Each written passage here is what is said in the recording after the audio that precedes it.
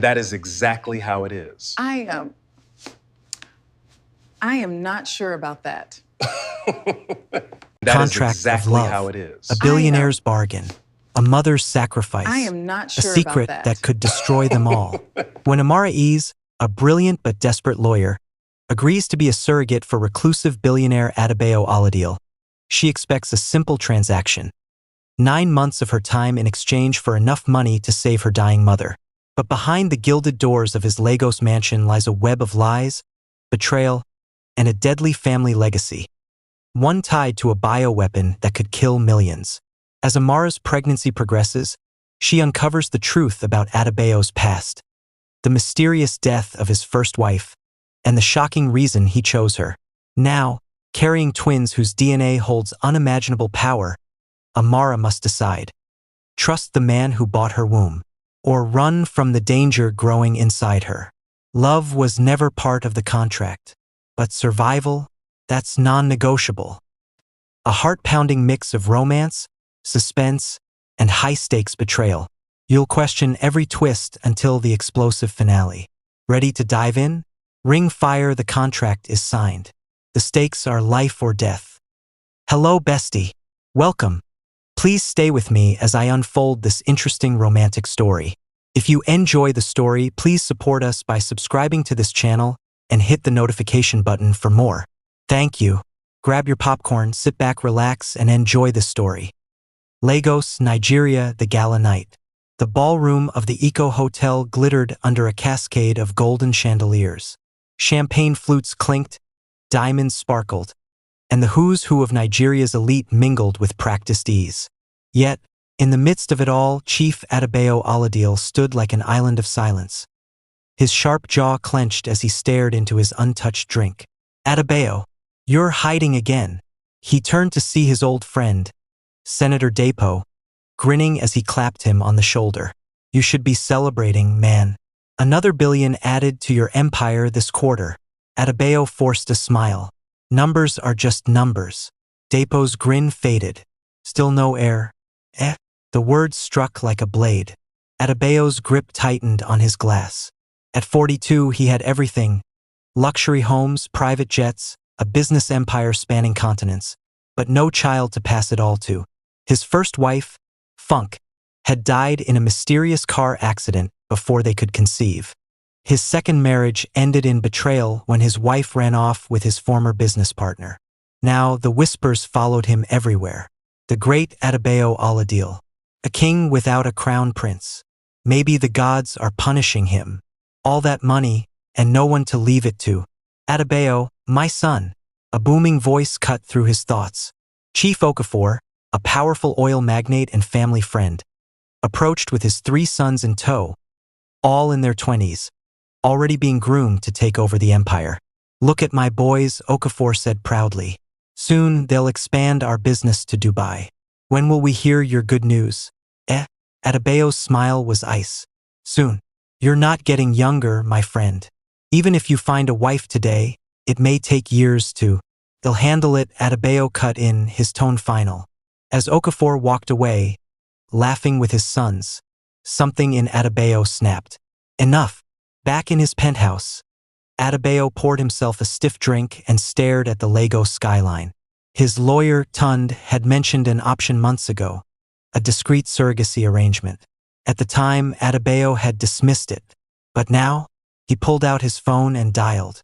Tund, that agency you mentioned. I'm ready. Meanwhile, in a small Port Harcourt apartment, Amara Ease stared at the eviction notice in her hands, her chest tight. 2 weeks, the landlord had said. No more delays. Her mother, curled on the worn-out couch, coughed violently. Another bout of the illness that had drained their savings. Mama, drink this. Amara handed her a cup of ginger tea, her voice steady despite the storm inside her. My child, you've done so much. Maybe it's time to… No. Amara cut her off. They'll fix this. She had been a rising star at her law firm until a high-profile case went wrong, leaving her blacklisted. Now, with no job and mounting bills, she had only one option left. Opening her laptop, she navigated to a private surrogacy site, Elite Carriers Agency. Generous compensation, Full medical care. Discretion guaranteed. Her finger hovered over the Apply Now button. This isn't forever. Just until Mama is better. She clicked it. A week later, Amara sat across from Dr. Adele Eek, the agency's director, who studied her file with a satisfied nod. Excellent health. High IQ. Good genes. You're exactly what our client wants. The doctor smiled. Confidential. But let's just say, money won't be an issue. Amara hesitated. What happens after the baby is born? You walk away. No contact. Unless, the doctor leaned in. He decides he wants more. Amara's stomach twisted. More? Before she could ask, the doctor slid a contract toward her. Sign here. Your mother's hospital bills will be paid by tomorrow. Amara picked up the pen. That same evening, Adebayo reviewed Amara's profile on his tablet, her photo, her credentials, her background check. No criminal record. Educated. Healthy. His lawyer nodded. Perfect candidate. Adebayo zoomed in on her picture. Dark eyes. High cheekbones. A quiet strength in her gaze. Shall do. Amara's phone buzzed late that night. An unknown number. Unknown. Meet me in Lagos. Tomorrow. 10 a.m. My driver will collect you. She exhaled. No greeting. No pleasantries. Just a command. This was the man who would own the next 9 months of her life. And possibly her future. Adebayo's loneliness versus his ruthless business approach. Amara's desperation. Will she regret signing the contract? The mystery. What happens when they meet face to face? Their first meeting, Adebayo is colder than expected. Amara's shock when she realizes who he really is. A hidden tension. Neither of them expects the pull they feel. The black Bentley glided through the streets of Lagos, its tinted windows shielding Amara from the curious stares of pedestrians. She clutched her handbag tighter, her stomach in knots. What have I gotten myself into? The driver, a stern-faced man in a crisp suit, hadn't spoken a word since picking her up from the airport. The silence was suffocating. Amara glanced at her reflection in the window, her dark green dress, her hair neatly braided, the slight tremble in her fingers. She had dressed carefully, wanting to look professional, but now she felt like a lamb being led to slaughter. Just a business arrangement, she reminded herself. 9 months, then you walk away. The car turned into a gated estate, the towering iron gates sliding open silently. Her breath caught. Adebayo Oladili's mansion. Even in Port Harcourt, she had heard of him, the ruthless billionaire who built an empire from nothing. The man whose name was whispered in boardrooms and feared in the stock market. And now she was carrying his child. The mansion was a fortress of marble and glass, sprawling under the Lagos sun. A butler greeted her at the door, his expression unreadable. Mr. Oladil is waiting for you in the study. Amara followed him through the grand foyer, her heels clicking against the polished floors. Portraits of Adebayo with politicians and celebrities lined the walls, a testament to his power. Then, she saw him. Adebayo Oladil stood by the floor-to-ceiling windows, his back to her, a glass of whiskey in hand. He didn't turn around. Sit. The single word was sharp, commanding. Amara stiffened but obeyed, lowering herself into the leather chair across from his desk. Finally, he turned. Her breath hitched. He was even more striking in person. Tall, broad-shouldered, with piercing dark eyes that seemed to see right through her. His tailored suit hugged his frame perfectly, exuding power. But his expression. Amara Ease. He said her name like a judge delivering a verdict. Yes, she replied, forcing her voice steady. He studied her for a long moment before sitting across from her. Do you know why you're here? To discuss the surrogacy. No. His gaze hardened. You're here because I chose you. That means you follow my rules. Amara's nails dug into her palms. I understand this is a contract.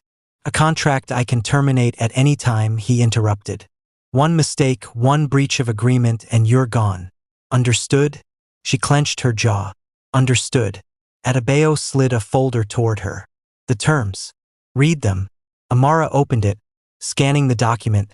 Generous compensation, full medical care, a luxury suite in his home for the duration of the pregnancy. But one clause stood out. The surrogate will have no parental rights. All decisions regarding the child belong solely to Adebayo Oladipo. Her chest tightened. This is non-negotiable. His voice was steel. She swallowed hard. I didn't expect to keep the baby, but what? His eyes narrowed. Amara hesitated. Nothing. A tense silence stretched between them. Then, Adebayo leaned back, swirling his whiskey. You're not what I expected. Amara blinked. What did you expect? Someone. Softer. The way he said it made her spine tingle. Was that disappointment or something else? Before she could respond, his phone buzzed. He glanced at it, his expression darkening. We're done for today. My assistant will show you to your room. Just like that, dismissed. Amara followed the assistant, a young woman named Lola, through the winding halls of the mansion. You'll stay in the East Wing, Lola said cheerfully. Mr. Oladipo prefers his privacy, so you won't see much of him. Amara nodded, but her mind raced. Why did he agree to a surrogate if he clearly hates the idea? Lola stopped at a lavish suite, king-sized bed, private balcony, even a personal maid waiting inside. This is yours. Dinner will be served at 8. Amara stepped inside, overwhelmed. This was more luxury than she'd ever known. But as the door closed behind her, she caught a glimpse of something. A photograph on the bedside table. A younger Adebayo, smiling beside a beautiful woman. His late wife. Amara reached for it, curiosity getting the better of her. I wouldn't touch that if I were you. She spun around. Adebayo stood in the doorway, his expression unreadable. Amara's heart pounded. That was funk, he said quietly. My first wife. Amara froze. I'm sorry for your loss. Adebayo's jaw tightened. Don't apologize.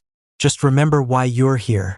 Then he turned and walked away, leaving Amara with one burning thought. There's more to this man than money. And that made him dangerous. Adebayo's coldness versus the glimpse of his past pain. Amara's defiance, will she challenge his rules? The mystery of Funk's death. How does it tie into his distrust? Adebayo's enemies take notice of Amara. A medical checkup reveals a shocking twist. The first crack in his armor, Adebayo does something unexpected. Amara woke to the sound of hushed voices outside her suite. Who is she really? A woman's sharp whisper. Keep your voice down. The boss said no questions. She sat up, heart pounding. The digital clock read 5:17 a.m. Lego sunlight streamed through the sheer curtains, painting gold stripes across the plush carpet. Creeping to the door, she pressed her ear against it. First a surrogate, now living here? He never allows women to stay overnight. Maybe she's different. A scoff.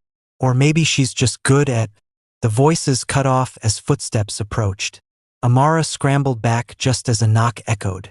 Mrs. Lola's cheerful voice. Your medical appointment is in an hour. Amara exhaled. Thank you. They'll be ready. But as she showered, the servant's words lingered. She was an outsider here. And in a house like this, outsiders were either prey or threats. Adebayo's private clinic looked more like a five-star spa than a medical facility. Marble floors, soft piano music, the faint scent of lavender in the air. Dr. Ibrahim, a renowned fertility specialist, smiled warmly as Amara settled onto the examination table. Relax, this is just routine. Blood work, ultrasound, general health check. She nodded, but her muscles stayed taut. The sterile smell of antiseptic brought back memories of her mother's hospital visits. Needles, bad news, mounting bills. A sudden commotion outside made her jump. I don't care about protocols. I need to see him now. A man's booming voice. The door flew open. Adebayo stood there, his usually impeccable suit rumpled, tie missing. His eyes locked onto Amara with an intensity that made her breath catch. The single word sent Dr. Ibrahim scurrying. The door clicked shut. Silence. Amara gripped the paper gown. Is something wrong? Adebayo dragged a hand down his face. For the first time, he looked unsettled. My COO just resigned. Took 3 top clients with him. Amara blinked. I'm sorry, but why tell me? Because the bastard leaked your presence to the press. He pulled out his phone, thrusting it at her. Breaking. Billionaire Adebayo Oladili's secret surrogate scandal. Her stomach dropped. There, in grainy paparazzi shots, her exiting the mansion yesterday. This changes nothing, Adebayo growled. But you should know they'll come for you now. Reporters. Gold diggers. My enemies. Amara lifted her chin. I've dealt with worse. Something flickered in his eyes. Respect. Surprise. Then the moment shattered as Dr. Ibrahim knocked. Mr. Aladil, the ultrasound. Proceed. Adebayo moved to leave. Amara surprised herself by speaking. Stay. He froze. If this is going to be your child, she said quietly, you should be here for this too. A beat. Then slowly he walked back. The cold gel on her stomach. The hum of the machine. The doctor's murmured instructions. Amara stared at the ceiling, hyper-aware of Adebayo's presence beside her. His cologne, sandalwood and something darker, filled her senses. Then, there. Dr. Ibrahim pointed to the monitor. See that flicker? Strong heartbeat. Amara's eyes burned. A tiny pulse of light, fluttering like a captured star. Adebayo made a choked sound. When she glanced over, his face was different, raw, vulnerable. That's... His voice cracked. Your baby, yes. The doctor smiled. 8 weeks along. Perfectly healthy. Adebayo reached out, fingers hovering over the screen as if afraid to touch. His throat worked. Amara saw it then, the exact moment the billionaire became a father. Back at the mansion, Adebayo was silent during the ride. But as the car pulled up, he turned to her. From now on, security accompanies you everywhere. Amara bristled. Am not a prisoner. You're carrying the most valuable person in my life. The words hung between them, heavy with meaning. Before she could respond, his phone rang. He glanced at it, jaw tightening. I have to take this. As he strode away, Amara noticed something. Head left the ultrasound photo on the seat. She picked it up, tracing the tiny blur with her thumb. Then she saw the note scrawled on the back in elegant script. If anything happens to her, burn everything. Her breath caught. Who was her? The baby? Or Amara herself? That evening, a maid delivered a message. Mr. Aladil requests your presence for dinner. 8 p.m.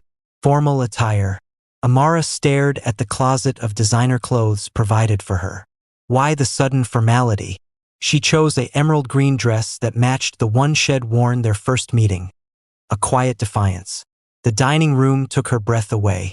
A table set for 2, crystal glasses, candles casting dancing shadows. And at the head, Adebayo, in a midnight blue suit that made his eyes gleam like polished onyx. He stood as she entered. You look. His gaze trailed over her, lingering. Adequate. Amara almost laughed. High praise. A waiter poured wine.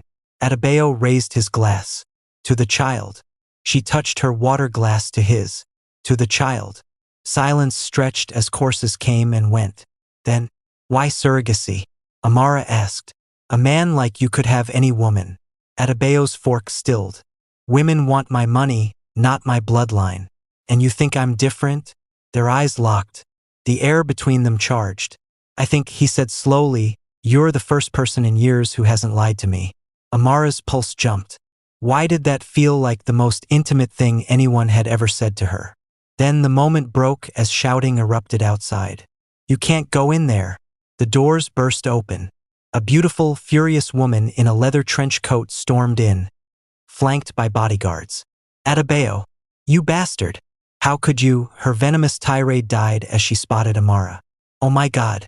It's true. Adebayo stood, his chair scraping loudly. Neka, you weren't invited.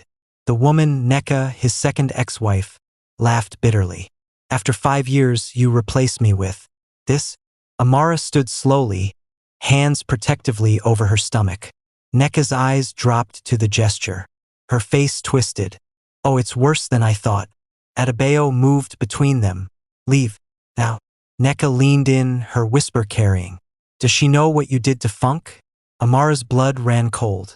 Adebayo's hand shot out, gripping Neka's arm. Get.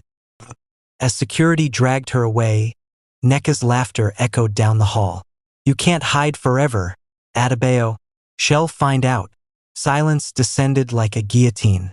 Amara's voice was barely audible. What did she mean? Adebayo turned. His eyes were haunted. Go to your room. Tell me, now. She fled. Amara dreamed of a car crash, a woman's scream, a newspaper headline, billionaire's wife dies in mysterious accident. She woke gasping, drenched in sweat.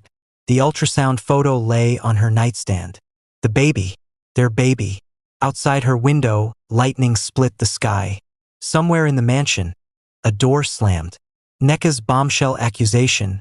What really happened to Funk? Adebayo's growing attachment. Is it just about the baby now? Amara's unease. Is she safe in this gilded cage? A reporter ambushes Amara with dangerous questions. Adebayo's rival makes contact with an offer she can't refuse. The first real fight. Amara demands answers. Adebayo reveals a shocking truth. Morning after the storm, Amara woke to a Lagos downpour hammering against her windows. The digital clock read 7:03 a.m., but the storm made it feel like twilight. Neka's words from last night still echoed in her skull. Does she know what you did to Funk? Adebayo's reaction. The way his entire body had gone rigid, the barely contained fury, had been more telling than any denial. A knock at her door. Mrs. Lola's voice was hesitant. Mr. Aladil has requested you join him for breakfast. Amara's eyebrows shot up. After last night's disaster, Shed expected to be frozen out indefinitely. Tell him he'll be down shortly. She dressed carefully in a cream-colored wrap dress, something soft and unimposing. If Adebayo was in one of his moods, she wouldn't give him more ammunition. The breakfast terrace overlooked the manicured gardens, now being lashed by rain. Adebayo sat at the glass table, impeccably dressed in a charcoal gray suit, reading the morning paper like nothing had happened. Amara hesitated in the doorway. Sit, he said without looking up. She took the chair across from him, watching as a servant poured her tea. The headline on his newspaper caught her eye. Oladili's secret surrogate. Who is the mystery woman carrying his heir? Adebayo finally lowered the paper. Dark circles bruised his under eyes. He hadn't slept. We need to discuss last night. Amara stirred her tea. Which part? The part where your ex-wife accused you of murder, or where you nearly broke her arm? His jaw tightened. Neka enjoys stirring drama. Nothing she said was true. Then tell me what is true. A muscle ticked in his cheek. Funk died in a car accident 6 years ago. End of story. And Neka? Why does she think? Enough. His fist hit the table, rattling the china. You're here to carry a child, not interrogate me about my past. Amara set down her cup with deliberate calm. If your past puts me or this baby in danger, I deserve to know. For a long moment, they stared each other down. Amara unflinching, Adebayo's gaze stormier than the weather outside. Then, shockingly, he exhaled and looked away. There will be a press statement today confirming the surrogacy arrangement. You'll remain here until the media frenzy dies down. Amara opened her mouth to argue. Not negotiable. He stood, straightening his cuffs. Security will escort you to your doctor's appointment this afternoon. And just like that, the conversation was over. The rain had eased to a drizzle by the time Amara arrived at the clinic. Dr. Ibrahim greeted her warmly, but his smile didn't reach his eyes. Everything all right? Amara asked as she settled onto the exam table. The doctor hesitated. Just some unusual test results from your last blood work. Probably nothing, but Amara's stomach dropped. Is something wrong with the baby? No, the baby is perfect. He had just his glasses. But your blood shows elevated HCG levels. Higher than typical for this stage. Meaning? Could indicate twins. Amara's breath caught. Twins. 2 tiny heartbeats instead of 1. Before she could process this, the door burst open. A nurse rushed in, face pale. Doctor, there's a reporter in the lobby. She's demanding to see Miss Ease. Amara's pulse spiked. How did they? Come? Dr. Ibrahim helped her up. Well, sneak you out the back. But it was too late. A blonde woman in a sharp pantsuit blocked the hallway, camera flashing. Amara Ease, Naomi Campbell with the Daily Scope. Care to comment on allegations that Adebayo Oladile paid you $500 million naira to be his surrogate? Amara froze. $500 million? The actual sum in their contract wasn't even close. The reporter pressed closer. Sources say you were specially selected because of your resemblance to his late wife. Is that true? The air left Amara's lungs. Resemblance? She had never seen a photo of Funk. Only that brief glimpse of the framed picture in Adebayo's. Miss Ease. The reporter shoved a phone in her face. Look familiar? The screen showed a tabloid article. Late Mrs. Funk Oladile. Tragic beauty. Amara's blood turned to ice. The woman in the photo. High cheekbones. Full lips. Deep-set eyes. Could have been her sister. Security. Dr. Ibrahim barked. Armed guards materialized, dragging the reporter away as she kept shouting. Did he tell you how she really died, Amara? Ask him about the Lagos bridge crash. Amara sat stiffly in the back of the Bentley, the reporter's words ringing in her ears. Ask him about the Lagos bridge crash. The driver eyed her in the rearview mirror. Everything all right, madam? Fine, Shelit. Her phone buzzed.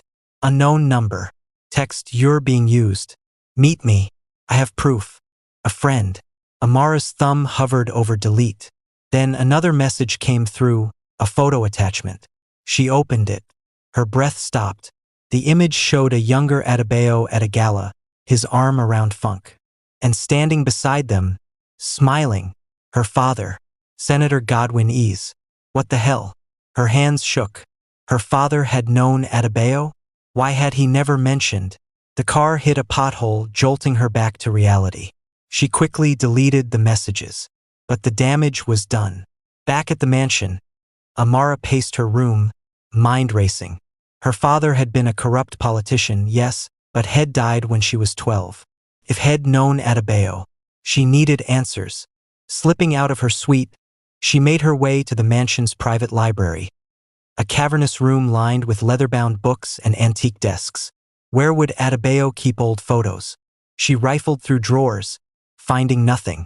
Then a hidden panel behind a bookshelf. Her pulse pounded as she pried it open.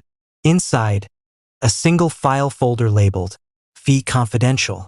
Funk's initials? Amara flipped it open. Police reports, autopsy photos, newspaper clippings about the accident. And at the bottom, a sealed envelope marked, for Amara's eyes only. Her blood ran cold. What the? Find what you're looking for? Amara whirled around. Adebayo stood in the doorway, his expression terrifyingly calm.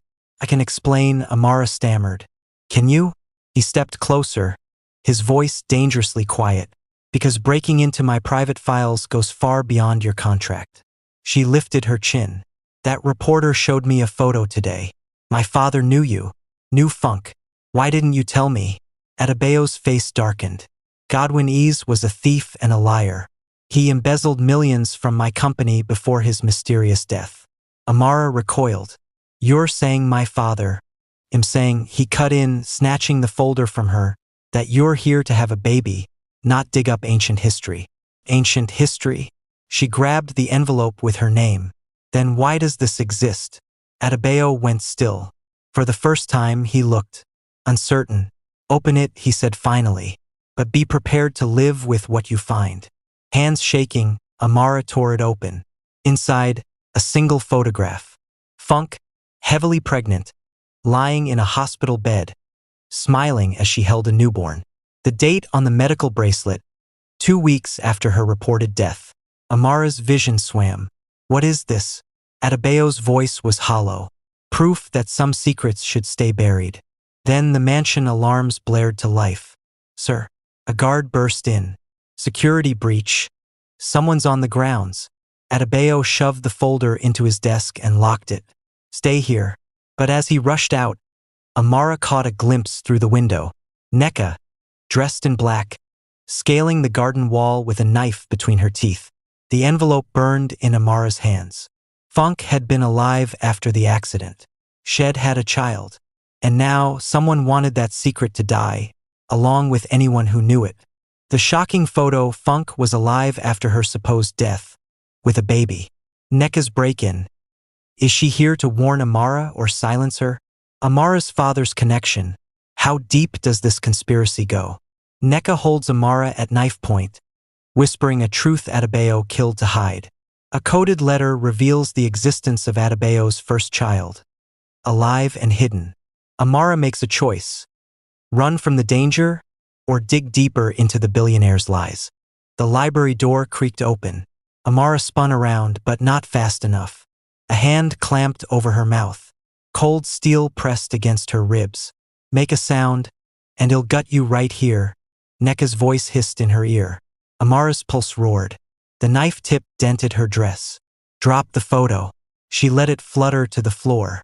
Neka kicked it aside, dragging Amara behind a bookshelf just as shouting echoed down the hall. Adebayo and his guards searching the mansion. You stupid girl, Neka whispered, her breath hot against Amara's neck. Do you have any idea what he'll do if he catches you with that? Amara's fingers dug into the shelf. You broke in just to threaten me? I came to warn you. Neka's grip tightened. That baby you're carrying is not his first. A floorboard creaked outside. They both froze. Neka yanked Amara deeper into the shadows. Funk didn't die in that car crash. She escaped. She had his son. Amara's breath hitched. Where is the boy now? Dead. Neka's voice cracked. Adebayo's enemies found them. Funk was shot protecting the child. He buried the truth with her. The knife trembled against Amara's side. Hell do the same to you once that baby's born. Footsteps pounded past the door. Neka shoved a crumpled note into Amara's hand. If you want proof, go to this address tonight. Come alone. Then, Amara. Adebayo's roar shook the walls. Neka melted into the shadows, vanishing just as the library doors burst open. Adebayo stormed in, gun drawn, his usually pristine shirt splattered with rain. Where is she? Amara pressed against the bookshelf, the hidden note burning in her fist. Who? Don't play dumb. He grabbed her wrist, yanking her forward.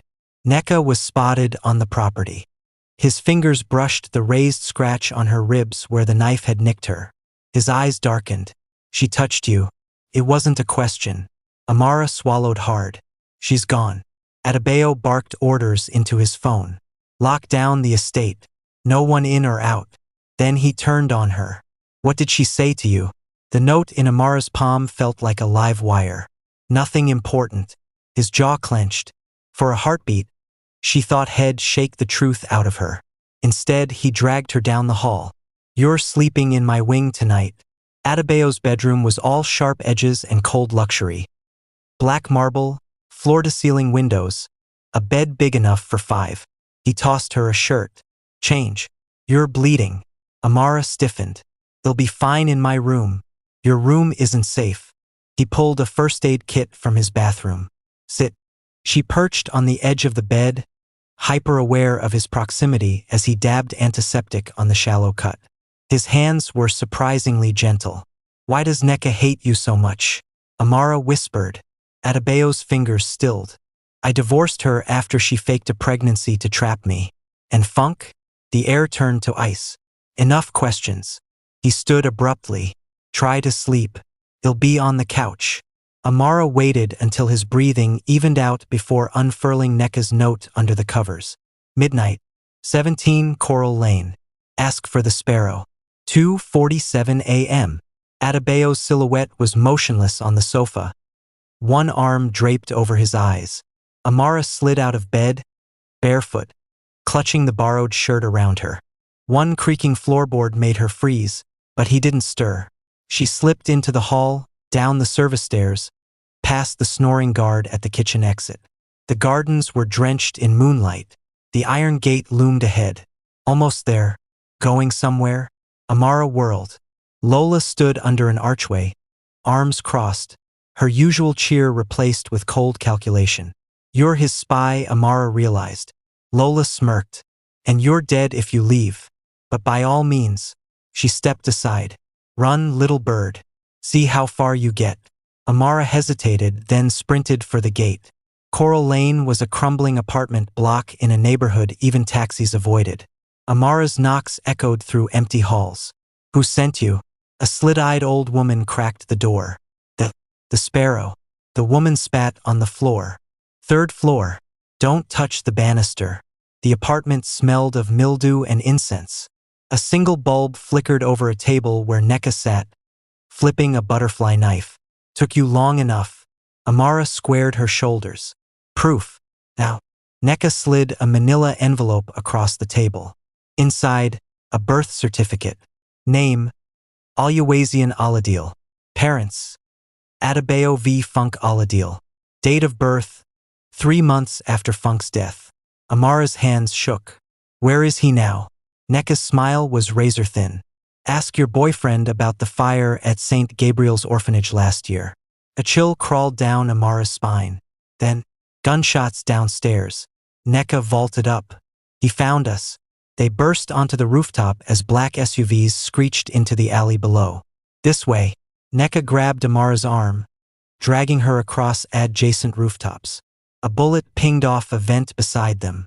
Adebayo wouldn't shoot at me. Amara panted. Not his men. Neka yanked her behind a chimney. His enemies. They've been tracking you since the clinic. Footsteps pounded up the fire escape. Neka shoved a key into Amara's hand. Locker 42 at Ito Station. Everything you need is there. Wait. Run, you fool. Neka turned, firing 2 shots at their pursuers before sprinting the opposite way. Amara ran, straight into a broad chest. Got you. She looked up into Adebayo's furious eyes. Back at the mansion, Amara expected rage. Instead, Adebayo was eerily calm as he poured 2 whiskeys. Drink. He pushed one toward her. You're in shock. She didn't touch it. Who were those men? The same people who killed Funk. He knocked back his drink. And our son. The admission hung between them like a guillotine. Amara's voice broke. Why didn't you tell me? Because this, he gestured to her belly, is my second chance. And I won't lose it to ghosts. She pushed the birth certificate across the table. Neka said there was a fire. Neka lies. His fist clenched. Aluwazian was taken, not killed. I spent 6 years searching. Amara's breath caught. You mean, he could still be alive? Adebayo's eyes gleamed with something feral. And when I find him, God help whoever took him. The grandfather clock struck 4 a.m. Amara whispered the question that had haunted her since the library. Did you have anything to do with my father's death? Adebayo met her gaze unflinchingly. No, but I know who did. He pulled a photo from his wallet. A younger Senator Godwin Ease shaking hands with a notorious crime lord. Your father stole from the wrong people. Just like Funk did. Just like you will if you keep digging. Amara recoiled. I just want the truth. The truth? He leaned in, his breath warm against her lips. You can't handle the truth. Then he kissed her. Hard. Desperate. Like a drowning man clutching at shore. And damn her soul, Amara kissed him back. Adebayo's explosive kiss. Is it manipulation or real passion? The missing heir? Is Aluwazian truly alive? Or is this another lie? Amara's father's killer? Who was the crime lord in that photo? Adebayo's enemies strike closer. A poisoned gift arrives for Amara. The twins' gender reveal unleashes a shocking family secret. Neka resurfaces with a hostage. Someone Adebayo thought was dead. Amara woke to an empty bed, her lips still tingling from Adebayo's bruising kiss. What the hell was that? One moment they'd been at each other's throats. The next, she touched her mouth, remembering the way Head cradled her face after, his thumb brushing her cheekbone like she was something fragile. Then Head walked out without a word. A knock at the door. Mrs. Lola's voice was stiff. Package arrived for you. Amara wrapped Adebayo's discarded robe around herself. It smelled like his sandalwood cologne, and opened the door. Lola held out a velvet box, her expression wary. Security scanned it. No explosives. How reassuring, Amara muttered, taking the box. Inside, nestled on black silk, was a pair of antique gold earrings shaped like sparrows. Her blood ran cold. Neka's symbol. Beneath them lay a folded note. For the mother of the new heir. Wear these to your appointment today. A friend. Amara's fingers trembled. Today was the twins' gender reveal ultrasound. A private scan Adebayo had insisted on after yesterday's chaos. Why would Nneka send jewelry? She lifted one earring and gasped. A tiny microphone was embedded in the bird's eye. Adebayo's hand rested possessively on Amara's lower back as they entered the clinic's VIP suite. "You're quiet," he observed. The spy earrings burned against Amara's lobes. "Just nervous." "Don't be." His thumb brushed her spine. "Whatever the genders, they're ours. Ours." The word sent an unexpected thrill through her. Dr. Ibrahim dimmed the lights. "Ready to meet your babies?" The cold gel hit Amara's stomach as Adebayo gripped her hand. His first voluntary touch that wasn't fueled by anger or passion. The screen flickered to life. 2 tiny forms. 2 fluttering heartbeats.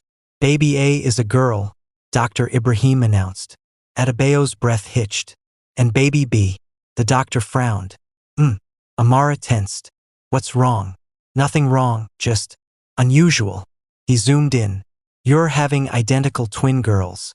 Extremely rare to see monozygotic twins of different sexes unless..." "Unless what?" Adebayo's voice was razor-sharp. The doctor paled. "Unless one has androgen insensitivity syndrome. Genetically male but develops as female." The room spun. Amara's hand flew to her belly. "So one of my daughters is..." "Still your daughter," Dr. Ibrahim said quickly. "She'll just have XY chromosomes." Adebayo stood abruptly, his chair screeching. "We're done here. Adebayo. Now." He hauled Amara up, his grip bruising. As they stormed out, Amara's earrings caught the light, and the doctor's eyes widened in recognition.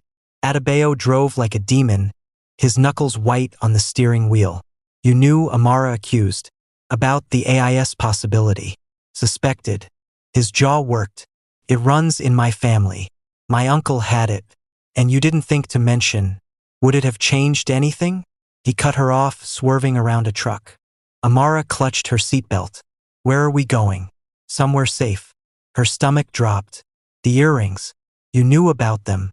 Adebayo's smile was grim. "I know everything that happens under my roof. Then why let me wear them?" "Because now they think we're divided." He glanced at her. "And the enemy always strikes when they think you're weak." The safe house was a fortified penthouse overlooking Lagos Lagoon. Adebayo tossed his keys on the marble counter. "Bedrooms are down the hall. Kitchen's stocked. Don't answer the door." Amara blocked his path. "Who are they, Adebayo?" For a long moment he studied her, then pulled out his phone. A video played. A younger Adebayo weeping over a tiny casket. "Aluwazian's funeral," he said hoarsely. "Or so I thought." The camera panned to reveal Senator Godwin Ease, Amara's father, placing a hand on Adebayo's shoulder. "Your father was there that day. 3 weeks later, he was dead. Coincidence?" Amara's knees buckled. Adebayo caught her. "The men who took my son are the same ones who killed your father.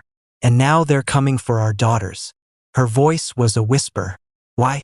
"Because my bloodline carries a genetic goldmine, immunity to the X-19 bioweapon. A trait someone has been weaponizing." Amara's mind reeled. "That's impossible. Tell that to the 5 AIS relatives who've disappeared this year." He cupped her face. "That's why I chose you. Your father's research was getting close to a cure.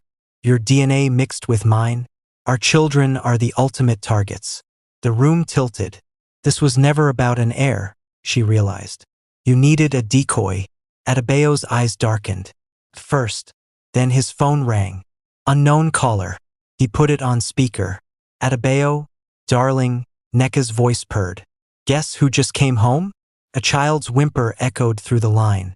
"Say hello to Daddy, Aluwazian."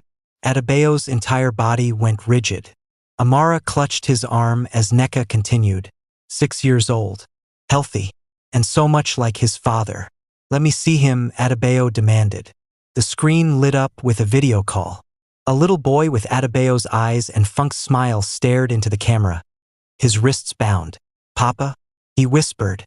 Adebayo made a sound like a dying animal. Nneka's face appeared, smirking.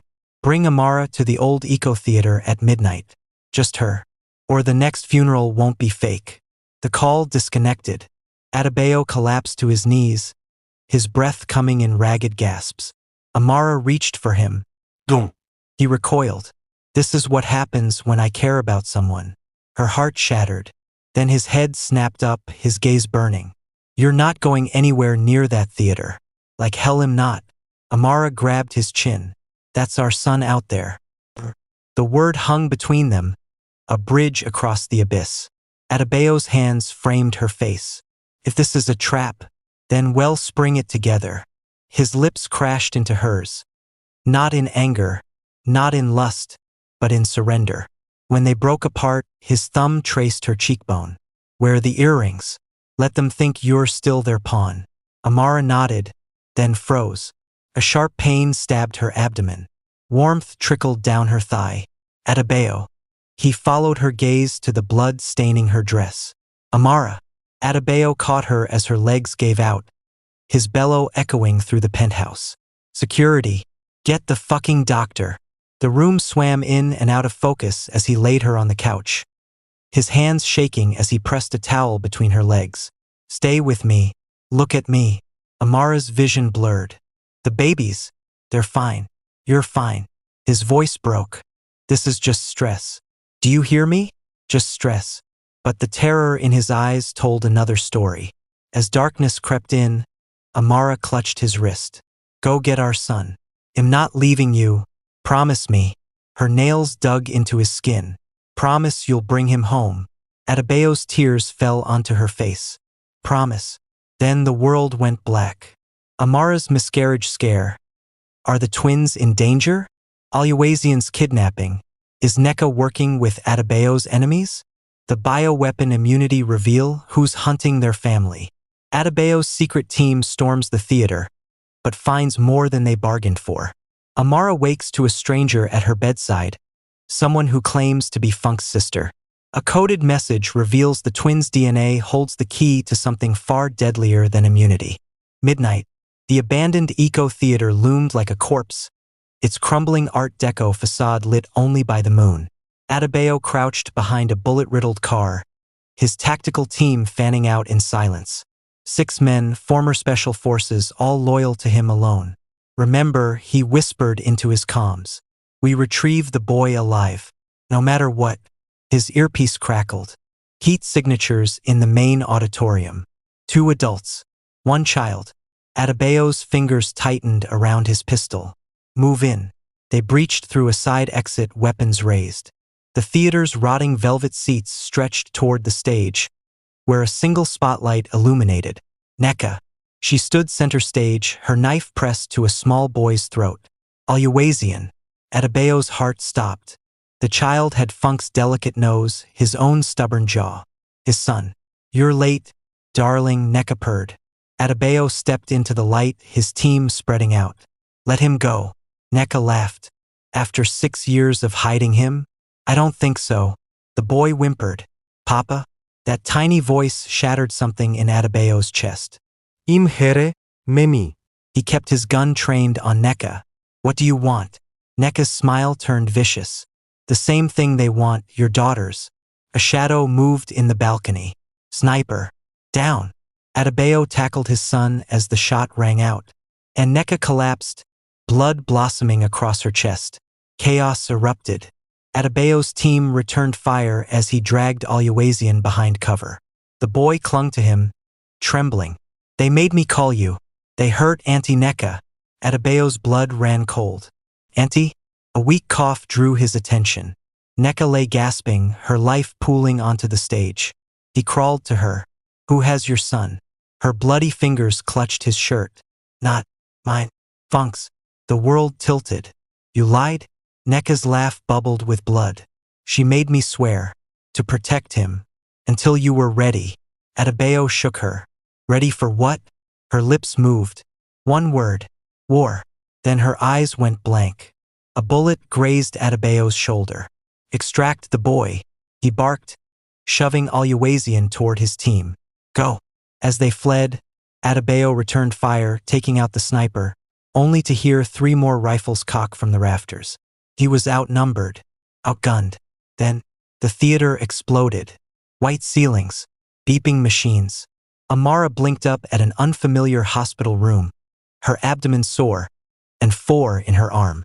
The babies, she frantically felt her stomach. Still rounded, still there. They're safe, a feminine voice said. Amara turned and froze. The woman sitting beside her bed was a mirror of Funk. Same high cheekbones, same full lips, even the same scar above her left eyebrow. Who? Kemi, the woman said. Funk's twin sister. Amara's pulse spiked. Adebayo never mentioned you, because he doesn't know I exist. Kemi leaned closer. And if you want your children to live, you'll listen very carefully. Kemi slid a tablet across the sheets. On screen, a lab report titled X19 gene sequencing. Your daughters don't just carry immunity, Kemi whispered. Their DNA is the cure. The only one in existence. Amara's hands shook. What does that mean? It means every pharmaceutical company, every terrorist cell, every government will hunt them. Kemi's nails dug into the sheets. Starting with the people who killed my sister. A door slammed open. Adebayo stood there, covered in blood and soot, Oluwaseun clinging to his neck. His gaze locked onto Kemi. You. Kemi stood slowly. Hello, brother-in-law. Adebayo's gun was out in a flash. You have 3 seconds to explain why I shouldn't put a bullet between your eyes. Kemi didn't flinch. Because I'm the only one who knows where Funk hid her research. Oluwaseun peeked at Amara. Mama? The word hung in the air like a detonated bomb. Adebayo's voice was deadly calm. Amara isn't your mother. The boy frowned, but Auntie Neka said. Neka lied. Adebayo's jaw clenched. Your mother is dead. Kemi snorted. Keep telling yourself that. Amara's head spun. Wait. Funk's alive? Silence. Then, the hospital lights went out. Red emergency lights flickered on as screams echoed through the halls. Kemi yanked Amara's 4 out. They're here. Adebayo shoved Oluwaseun into Amara's arms. Take him. Run. Who's here? Amara clutched the boy. Kemi loaded a syringe. The same men who burned down Street Gabriel's. Gunfire erupted outside. Adebayo barred the door. Back exit. Now. Kemi grabbed Amara's arm. Come with me if you want to meet Funk. Adebayo's eyes blazed. Don't you dare. The door exploded inward. Smoke filled the room as masked men stormed in. Adebayo took down 2 before a dart sank into his neck. Amara! He collapsed mid-reach. Kemi dragged Amara and Oluwaseun through a service door just as more gunfire erupted. They only want the girls, Kemi panted as they ran. They'll kill the boy. Amara held Oluwaseun tighter. Where are we going? Somewhere he can't follow. Kemi shoved them into an elevator. Somewhere Funk's been waiting. As the doors closed, Amara glimpsed Adebayo staggering after them, blood streaming down his face. His lips formed one word, Amara. Then darkness swallowed them whole. Funk's survival, where has she been for 6 years? Adebayo's capture, will his enemies kill him or use him as bait? The twins' DNA secret, why is their blood more valuable than immunity? Amara wakes on a private island, face to face with the real Funk Oladiel. Adebayo is tortured for information until his captor makes a fatal mistake. Oluwaseun drops a bombshell, Daddy lied. The bad men are his family. Amara woke to the sound of waves. White sand, turquoise water, a ceiling fan spinning lazily above a king-sized bed. Where the hell? She bolted upright, then gasped as pain lanced through her abdomen. The twins. Her hands flew to her stomach. Still there. Still safe. A giggle made her turn. Oluwaseun sat cross-legged on the floor, building a Lego castle. Auntie Kemi said you'd sleep forever, he announced. Amara's pulse pounded. Where is she? The balcony doors creaked open. Funk Oladiel stepped inside. Amara's breath left her in a rush. The woman was alive. More than alive, radiant. Her curves filled out a white sundress, her braids cascading over one shoulder. The scar from her infamous car accident gleamed silver above her eyebrow. Hello, Amara. Her voice was honey laced with venom. Welcome to my prison. You're supposed to be dead. Amara's fingers dug into the sheets.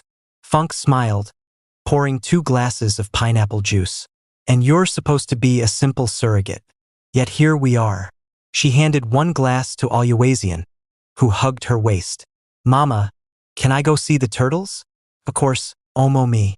Funk kissed his forehead. Uncle Tund will take you. Amara stiffened. Tund? Adebayo's lawyer? Oh, he was never Adebayo's. Funk's grin widened as a familiar figure appeared in the doorway. Tund, in a linen shirt instead of his usual suits, grinning like a traitor. Missies, lovely to see you again. Amara's blood ran cold. Funk stroked Aluazian's hair. Run along now. Mama has grown-up talk. As the boy skipped out with Tund, Amara lunged, and Funk backhanded her across the face. Sit down, she hissed, before I remind you whose child you're carrying. Amara tasted blood. Adebayo's. Wrong. Funk yanked her onto the balcony, where the ocean stretched endlessly. Those girls are mine. Their DNA was crafted in a lab 6 years ago, frozen until I found the perfect vessel. Amara's knees buckled. What? Funk dragged her to a sunken lounge area, where a projector flickered to life. A lab video played. A younger Funk, pregnant, strapped to a table as doctors extracted amniotic fluid. The X-19 bioweapon was my family's creation, Funk said. Our mistake was letting Adebayo's uncle patent it. When we realized his bloodline carried immunity, we merged our families. The video cut to a DNA strand animation. But immunity wasn't enough. We needed a cure. So I engineered one using my eggs and Adebayo's sperm. Amara's stomach churned. You experimented on your own son? Aluazian was phase 1. Funk's eyes glittered. Your daughters are phase 2. Their modified DNA can reverse X-19's effects in minutes. She tapped the screen. A news headline popped up. Billionaire wife dies in tragic crash. I faked my death to continue the work. Adebayo was too emotional, too weak to do what was necessary. Amara's nails bit into her palms. And Neka? The orphanage fire? Neka was my guard dog. Funk sighed, until she grew a conscience. A new video played. Neka, screaming as men in hazmat suits dragged children from burning cribs. St. Gabriel's wasn't an orphanage. It was a lab. Those children, test subjects. Amara vomited over the balcony railing. You're a monster, Amara choked out. Funk laughed. No, darling. I'm a savior. She pulled up a world map with red hotspots. X-19 is already loose in 3 countries. Once the death toll hits 1 million, we release the cure for a price. Amara's blood turned to ice. You're causing a pandemic to profit from it? Genius. Isn't it? Funk stroked Amara's belly. And you, my dear vessel, will help me birth the salvation. Amara slapped her hand away. I'd rather die. Oh, you will. Funk's smile turned chilling. After the twins are born.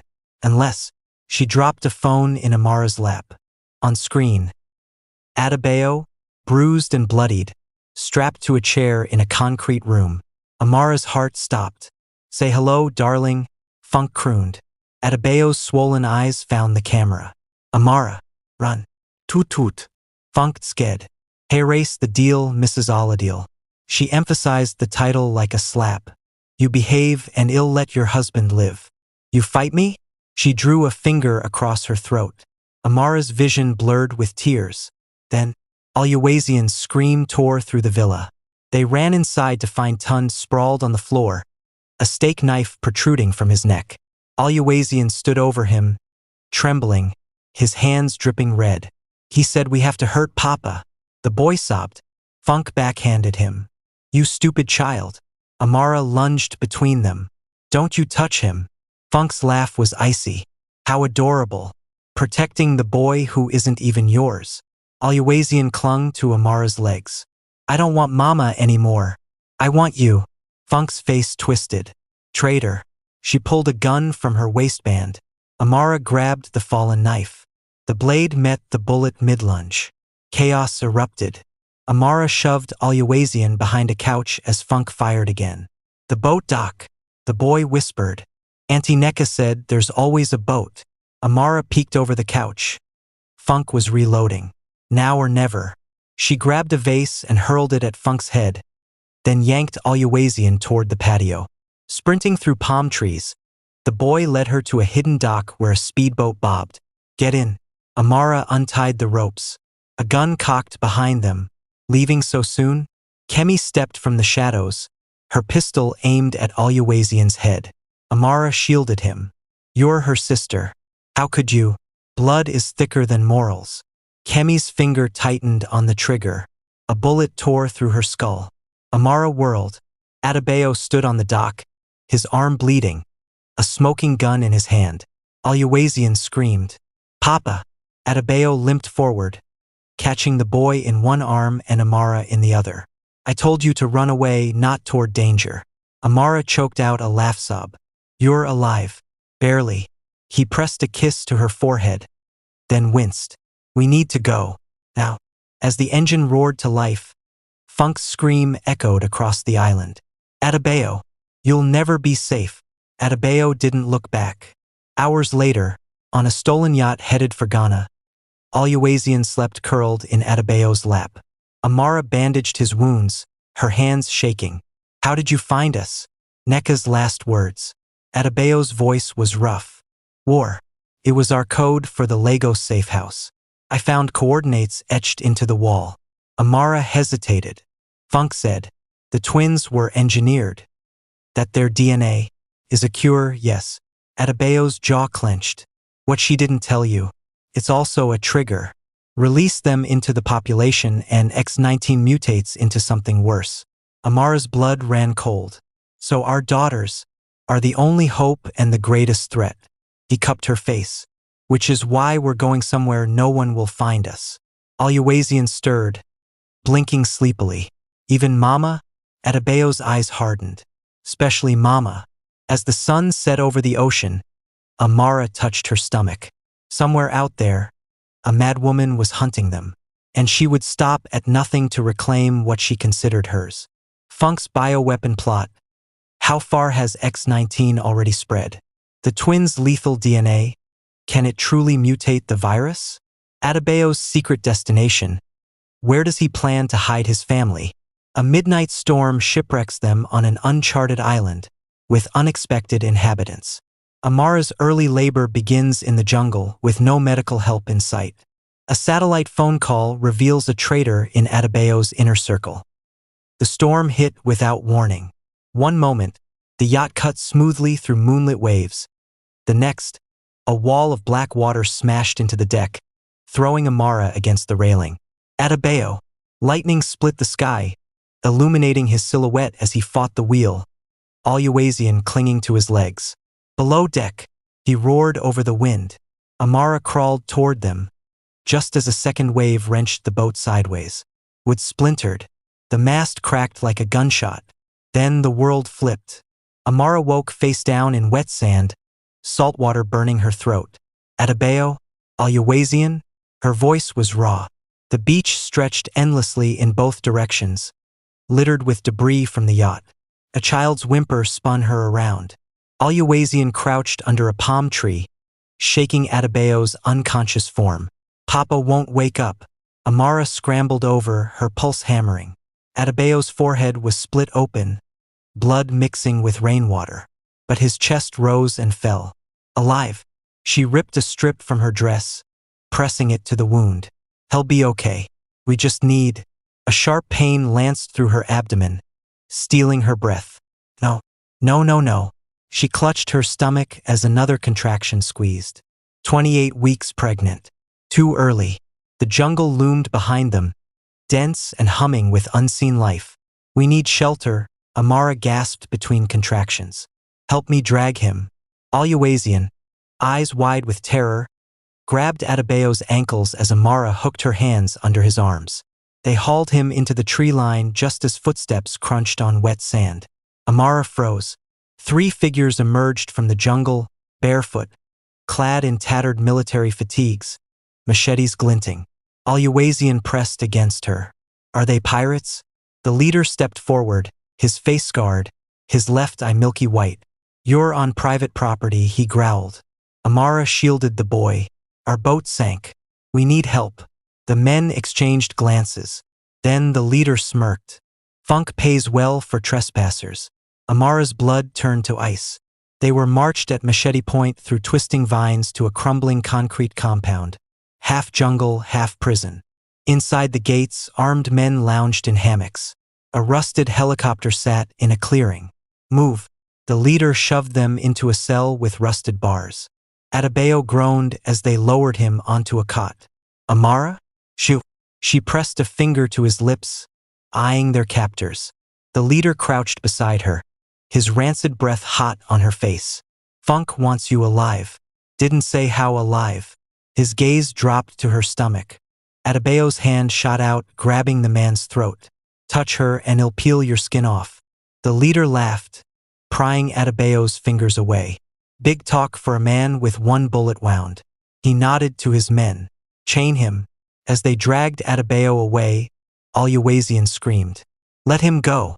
The backhand sent the boy sprawling. Amara lunged, and another contraction dropped her to her knees. Hours passed. Amara counted contractions under her breath. Every 7 minutes, Oluwaseun curled against her, whispering, Papa will save us.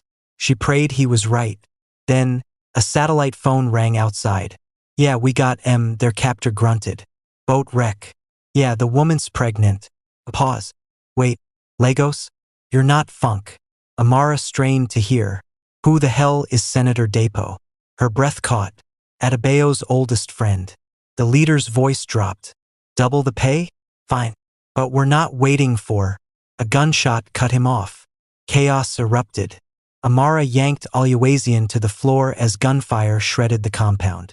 Through the bars, she saw Adebayo, shirtless, bloodied, wielding a stolen rifle, cutting down their captors with terrifying precision.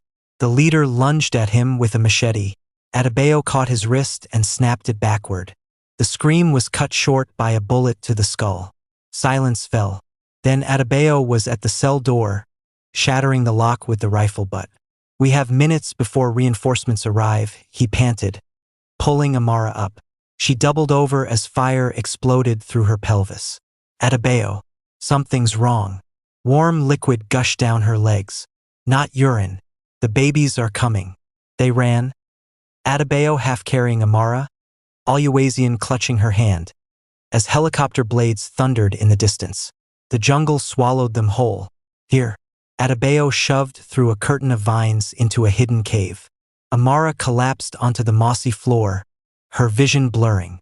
Too soon, she gasped. There too. Another contraction ripped through her. Adebayo knelt between her legs, his hands steady despite the blood dripping from his brow. Listen to me. You will survive this. Oluwaseun whimpered. There's so much blood. Tear my shirt, Adebayo ordered the boy. Now. The next hour passed in a haze of pain and fire and screaming. Then, a tiny cry pierced the cave. Amara sobbed as Adebayo placed a squirming, red-faced baby girl on her chest. One down, he murmured, pressing his lips to Amara's sweaty forehead. But the relief was short-lived. The second twin wasn't coming. She's breech, Adebayo said tightly. Amara's strength was fading. The cave walls pulsed in and out of focus. Save her, she begged. Even if I... No. Adebayo's voice was iron. I refuse to lose you.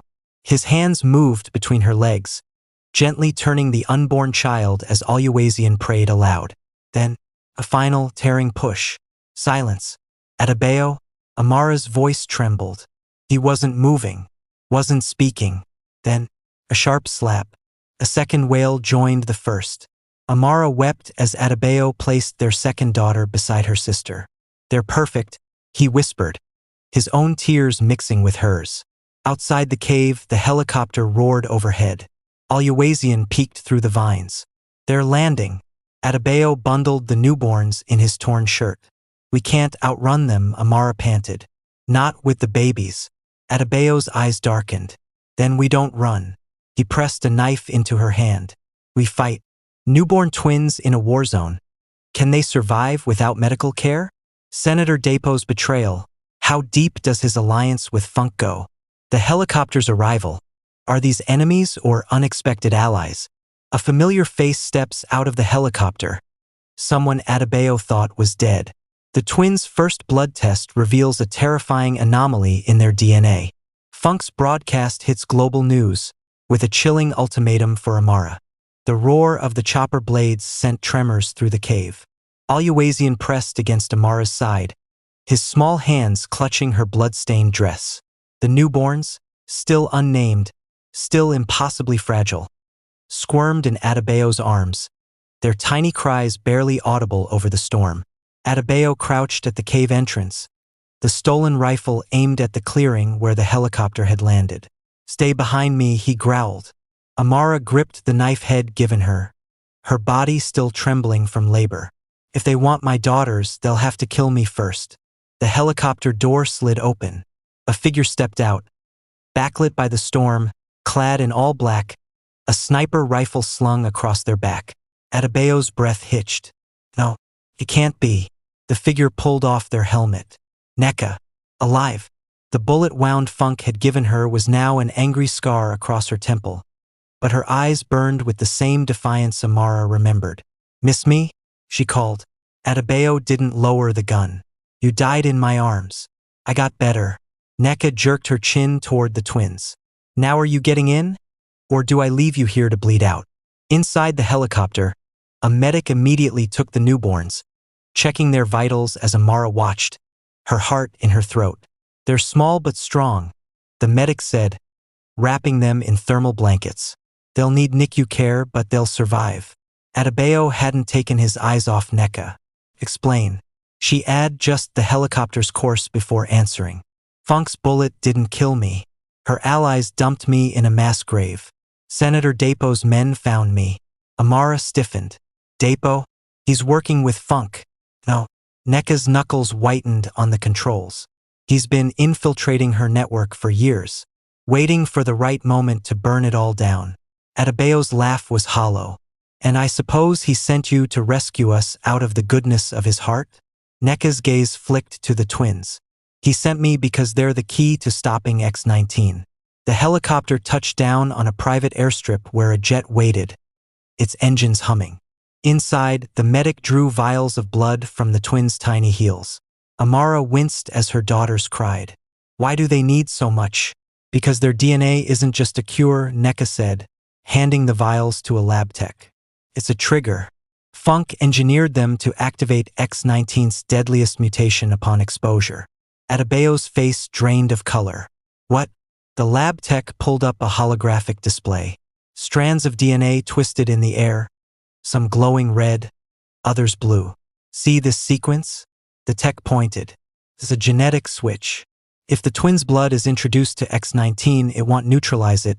It'll accelerate its lethality tenfold." Amara's stomach turned. "So Funk wants a pandemic?" "She wants control," Nneka corrected. "Release the virus, then save the world with a cure that only she can distribute for a price." Adebayo's phone buzzed. A news alert. Breaking. Mysterious outbreak in Mumbai. Hundreds hospitalized. "It's already started," he whispered. The jet's TV flickered to life. Funk stood at a podium, flanked by armed guards, her smile serene. "Citizens of the world," she began, "a deadly biothreat has emerged. But fear not, my team at Aladil Biotech has developed a cure."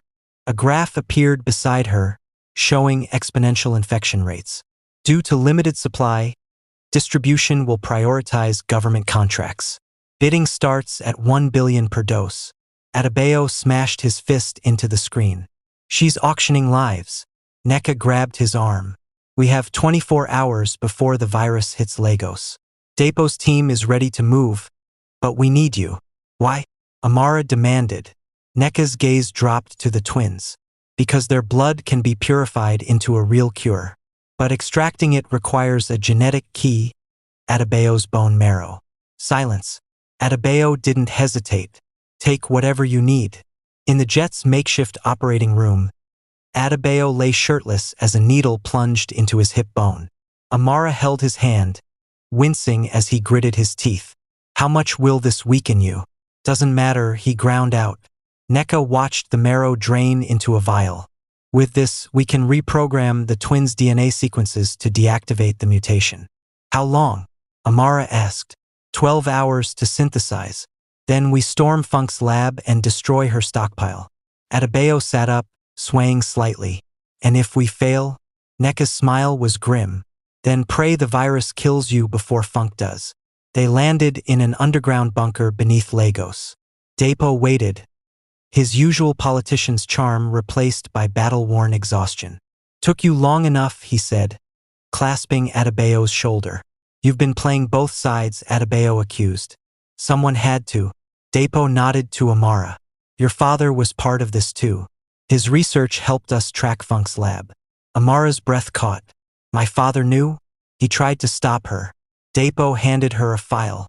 That's why he died. Inside, a photo of her father's car wreck, and a single handwritten note. The cure is in the blood. Protect the children. A sob tore from Amara's throat. All these years, Shed thought her father was a corrupt monster. Turns out Head died a hero. A monitor beeped. One of Depo's men turned pale. Sir, Funk's broadcasting again. The screen split, Funk on one side, a live feed of Mumbai's hospitals on the other. Bodies lined the corridors. As you can see, Funk said pleasantly, X-19 works faster than anticipated. So Heir's my new offer. She held up a photo. Amara and the twins in the cave, unaware they were being watched. Hand over my daughters and Adebayo by dawn, or I release strain 2, twice as contagious, thrice as deadly. The screen went black. Silence. Then Adebayo stood, his voice like steel. We attack at sunrise. Twins' purified DNA, will it be ready in time? Funk's bioweapon threat. Can Lagos be saved? Adebayo's suicidal plan. Storming Funk's lab with no backup. Amara makes a deadly bargain, herself for the twins' safety. Depo's secret files reveal Funk's true endgame. A traitor in the bunker leaks their location right to Funk's forces. The bunker's fluorescent lights hummed as Amara watched the twins sleep in their incubators. Tiny chests rising and falling. Their IVs dripping purified DNA solution. 12 hours. That's how long Depo scientists needed to finish the cure. Sunrise was in 6. Adebayo stood over a holographic map of Lagos, his bandaged hip stiff from the marrow extraction, his eyes dark with exhaustion. We can't wait, he said. Funk's already moving. On the monitor, live news showed chaos in Mumbai. Bodies piling up outside hospitals, riots in the streets. The death toll ticked upward by the minute. Amara touched the screen, her reflection overlapping the carnage. She'll do the same to Lagos, which is why I'm going to her. Adebayo strapped on a bulletproof vest. Alone, Amara grabbed his arm. That's suicide. The strategy. His voice was rough. Funk wants me more than the twins. He'll draw her out while Depo's team finishes the cure. Amara's nails dug into his wrist. And when she tortures you, kills you, then you raise our daughters to be stronger than both of us. He cupped her face, his thumb brushing her cheekbone. But I will come back. She wanted to believe him, but then the alarms blared. Red lights flashed as Depo burst into the room. We've been compromised. Funk's men are breaching the perimeter. Adebayo shoved a gun into Amara's hands. Take the twins. Go to the panic room. How did they find us? Because of me. Everyone turned. Lola stood in the doorway, a smoking pistol in her hand. One of Depo's guards slumped at her feet. Sorry, boss, she said, not sounding sorry at all. Funk pays better. Adebayo moved first, but Lola was faster. Bang. The bullet grazed his shoulder, spinning him into the wall. Amara fired blindly, forcing Lola to duck as Depo dragged Adebayo behind cover. Go. Depo roared. Amara didn't hesitate. She snatched the twins' incubator units, portable, thank God, and bolted down the hall as gunfire erupted behind her. The bunker's panic room was a steel vault hidden behind a false wall. Amara sealed herself inside, her breath ragged, the twins wailing in their transports. Boom! Something heavy slammed against the door. Amara. Neka's voice, strained. Open up. Amara hesitated, then punched the release. Neka staggered in, blood dripping from a gash on her forehead. Lola's down. But we've got bigger problems. She pulled up a live feed on the wall monitor. Funk's forces swarmed the bunker's upper levels. They'll break through in minutes. Neka grabbed Amara's shoulders. There's a tunnel. It leads to the docks. Dapo's got a boat waiting. Amara's grip tightened on the twins. What about Adebayo? Neka's silence was answer enough. The escape tunnel stank of mildew and rust. Amara ran, the incubator straps cutting into her shoulders. Neka leading the way with a flashlight. Then, stop right there. Lola. She stepped from the shadows, her pistol aimed at Neka's chest. Funk said alive, Lola sneered. Didn't say how. Amara shielded the twins as Neka sighed. You always were a terrible shot. Bang. Lola dropped, a hole between her eyes. Neka blew smoke from her pistol. Told you. They ran. The tunnel emptied onto a deserted dock. A speedboat idled in the water, Dapo at the helm. Hurry, he yelled. Neka shoved Amara forward, then suddenly recoiled, clutching her stomach. Amara turned. A knife protruded from Neka's abdomen. Behind her, a masked figure melted back into the shadows. Neka, go. Neka shoved the twins' incubator toward Dapo. Get them out. Amara hesitated. I can't leave you. You have to. Neka's voice was weakening. Funk's real plan. It's not just the virus. She pressed a flash drive into Amara's hand. Dapo's files. Watch them. Then burn that bitch's empire to the ground. Amara stumbled into the boat as gunfire erupted from the tunnel. The last thing she saw was Neka slumped against the dock, her pistol raised, firing until the shadows swallowed her whole. The boat rocketed across Lagos Lagoon, the city's skyline burning in the distance. Dapo steered with one hand, typing on a laptop with the other. The cure's almost ready. We just need... Play the files, Amara demanded, inserting the flash drive. The screen flickered. Funk's face appeared, but younger, standing beside Amara's father in a lab. Phase 3 trials are complete, Funk said cheerfully. The X-19 trigger works. Now we just need the right vessels. Amara's father frowned. You're talking about children. I'm talking about legacy. Funk's smile turned icy. My daughters will inherit the world. And yours, Godwin? Well, collateral damage is inevitable. The video cut to a list of names, children all under 5, all with AIS like the twins. Test subjects. Amara's stomach lurched. She's been experimenting on kids for years. Dapo's knuckles whitened on the wheel. And now she's scaling up. Mumbai was just the test run. The boat slammed against a private dock. A black SUV waited, engine running. Dapo grabbed the twins' incubators.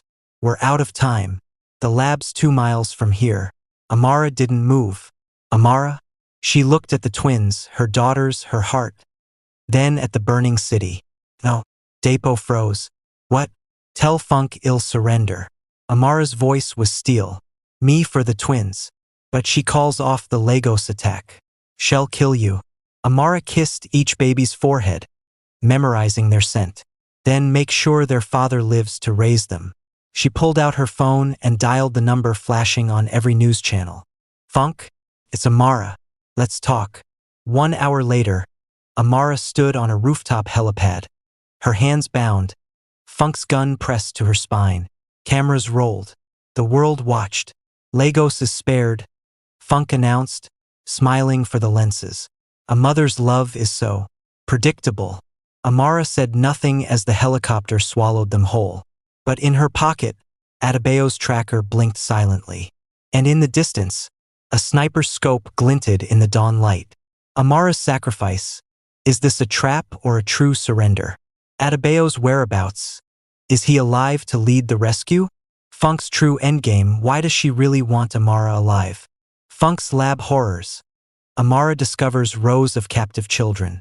Adebayo's assault begins with an unlikely ally leading the charge. The twins' DNA secret takes a lethal turn, one Funk never anticipated. The helicopter's roar faded as armed guards dragged Amara through the sterile corridors of Funk's underground lab. The air smelled of antiseptic and something darker. Copper, sweat, and fear. Welcome to your new home, Funk purred, shoving her into a glass-walled cell. Amara's breath fogged the plexiglass as she took in the nightmare around her. Rows of identical cells stretched into the shadows, each holding a child. Some as young as 3, others barely teens, all with the same hollow-eyed stare. "What is this?" Amara whispered.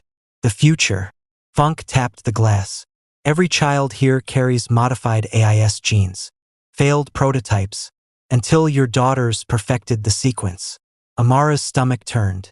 "You're using them as test subjects." "Correction." Funk smirked. "I'm using you to stabilize them." She pressed a button.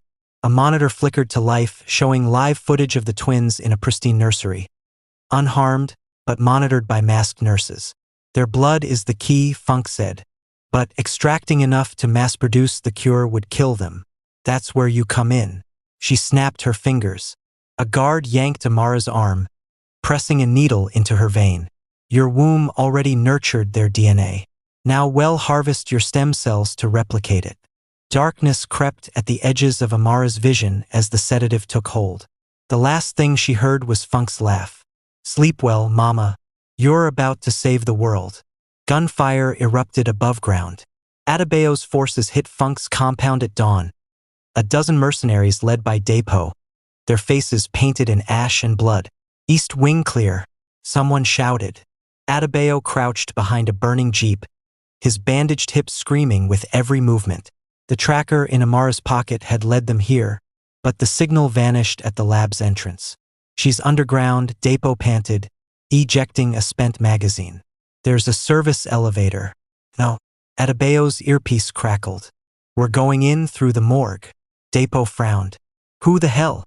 A shadow moved behind them. Neka stepped from the smoke, her abdomen bandaged, her eyes blazing. "Miss me?" Adebayo's gun didn't waver. "You're supposed to be dead." "I got better." She tossed him a keycard. "Morgue access." Funk's guards never checked the body bags. Dapo looked between them. "Do we trust her?" Adebayo's jaw tightened. "No choice." Amara woke strapped to an operating table, her arms IVD, her abdomen bared for surgery. Across the room, a machine whirred. A stem cell extractor, its needles glinting. "Ah, you're awake." Funk just her surgical mask. "Don't worry. This won't kill you. Just leave you infertile." Amara thrashed. "You're a monster." "No, darling." Funk picked up a scalpel. "I'm the cure." The door burst open. "Ma'am." "Breach in sector." Bang. The guard dropped, a bullet between his eyes. Funk spun, just as Adebayo's knife sank into her shoulder. "Hello, wife," he growled. Chaos erupted. Amara yanked free as Adebayo wrestled Funk across the room. Dapo and Neka stormed in, gunning down guards, freeing the captive children. "Amara." Adebayo tossed her a pistol. "Get to the twins." She didn't hesitate. The nursery was locked. Amara shot the control panel, kicking the door open, and froze. The twins floated in separate incubation pods, their tiny bodies hooked to IVs, their blood siphoned into glowing vials. "No." She smashed the glass, tearing the tubes from their arms. They wailed as she clutched them to her chest. Then the monitors beeped. DNA sequence activated. Funk's laugh echoed over the intercom. "Too late." "Amara, their blood is already synthesizing." Adebayo appeared in the doorway, dragging a bleeding Funk. "What the hell does that mean?" "It means the cure is airborne." Funk grinned madly. "And thanks to you, it's mutating." The walls shook. An alarm blared. "Containment breach. Quarantine initiated." Neka paled. "Oh God." She wanted us to break in. Red lights flashed as the lab's vents hissed open. "The twins' DNA is mixing with X-19. Dapo yelled over the sirens. "If it escapes, it'll kill millions." Funk finished, coughing blood. "Unless I stabilize it." Amara looked down at her daughters, then at the monster who created them. "How?" Funk's smile was triumphant. "My genetic code is the failsafe. Release me and I'll stop it." Adebayo's grip tightened on her hair.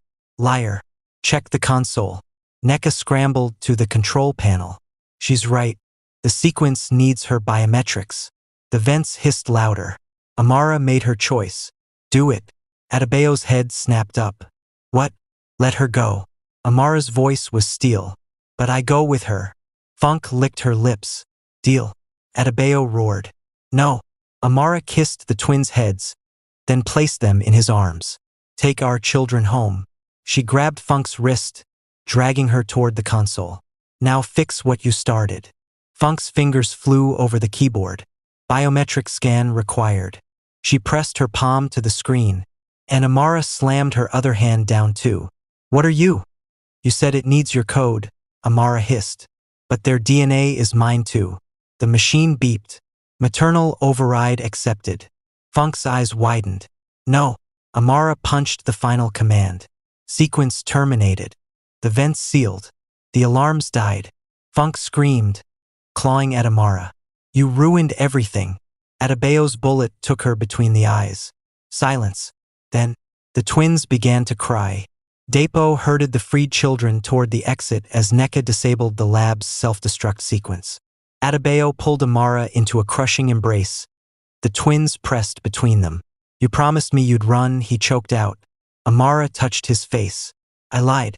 Above them, the ceiling groaned. We need to move, NECA yelled. They ran, past the bodies, past the broken cells, into the dawn light. Behind them, Funk's lab exploded in a fireball that lit up the Lego skyline. 1 week later, the world believed Funk Oladiel died a hero, stopping the X-19 outbreak Shed discovered. The freed children were quietly placed in protective care. And in a private hospital suite, Adebayo and Amara sat with their daughters, finally named. Adizwa, Amara whispered, stroking the firstborn's cheek. The crown brings joy. Adebayo traced the second twin's tiny fingers. And Folake, cherished with wealth. Aluwazian, watching from the doorway, crept forward. Can I hold them? Amara smiled. Come meet your sisters. As the boy cradled Folake, Adebayo's phone buzzed. A message from Depo. We found something. You need to see this. Attached was a video. Funk, alive and bandaged, boarding a private jet. Her final words to the camera. This isn't over. Funk's survival. Where is she fleeing to? The twins' long-term risk. Is their DNA truly stable? Depo's secret footage?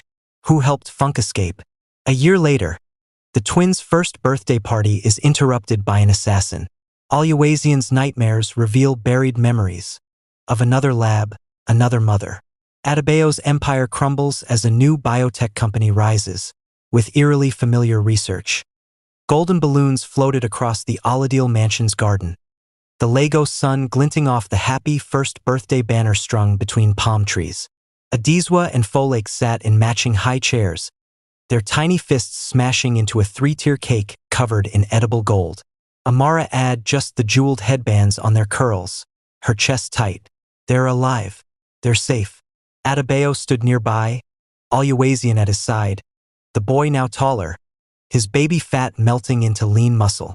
He held a wrapped gift tightly. A wooden train head carved himself. For the girls, he said proudly. Adebayo ruffled his hair. They'll love it. Then the gates exploded. The blast sent guests screaming. Amara lunged for the twins as armed men in black tactical gear stormed the garden. Adebayo shoved Aluwazian under a table and drew his pistol. Ambush. Bullets shredded the birthday decor. Amara ducked behind the cake table, the twins wailing in her arms. A masked figure grabbed her wrist. Bang. His head snapped back. Amara turned to see Depo in the doorway, smoke curling from his pistol. Move, he barked. Adebayo covered them as they fled inside, Aluwazian clinging to Amara's dress. Who the hell? Not Funk, Depo panted, barricading the door. Her allies. Through the window, Amara watched the attackers retreat, but not before leaving something behind. A single black box on the ruined cake table. Adebayo's jaw tightened. Bomb. They hit the floor as the explosion shattered every window in the house. When the dust settled, the garden was a war zone. Amara clutched the twins, her ears ringing. Adebayo pried the scorched remains of the box open. Inside, a USB drive and a photo of a child's skeleton, labeled Subject 17. Depo paled. That's from Street Gabriel's. Aluwazian, trembling, suddenly spoke. I know that place. Everyone turned. The boy's eyes were distant, haunted.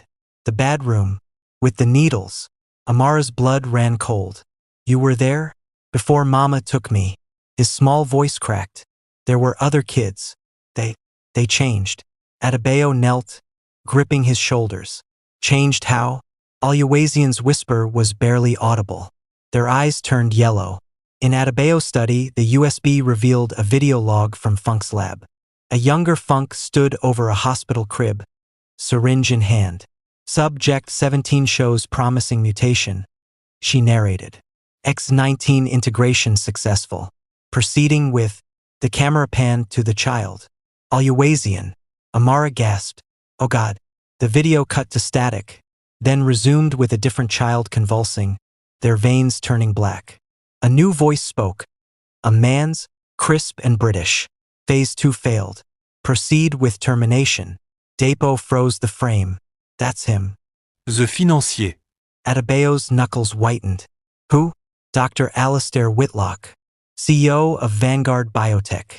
The name meant nothing to Amara, but Adebayo's face darkened. I know him. He tried to buy my oil fields last year.